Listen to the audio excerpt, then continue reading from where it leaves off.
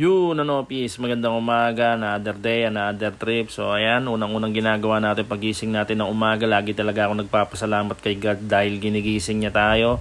So, everyday is a blessing. Ika nga dahil ginigising tayo ni God. So, ayan, rekta na tayo ng tindahan. Linggo na naman no? Daya ng panahon, ng bilis. So, asan kaya yung mga panahon na yun? Yung isang linggo, parang 2 araw lang So asikaso tayo dito sa tindahan, bumili tayo ng karne, yan 20 kilos kasi baka kapusin yung karne natin, mas maigi na marami kaysa konti or kulangin. So ayan, pag bukas ng gym, 7 AM nagbubukas yan.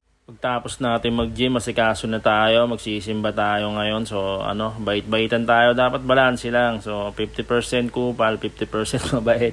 Yan nga pala yung kapatid kong bunso kasama natin. So mag-iisang buwan na dito sa amin yan, dito muna nagbakasyon. Dahil nga walang pasok, baka bakasyon muna. So ayan, magsisimula na yung ano dito. Basta malupit dito.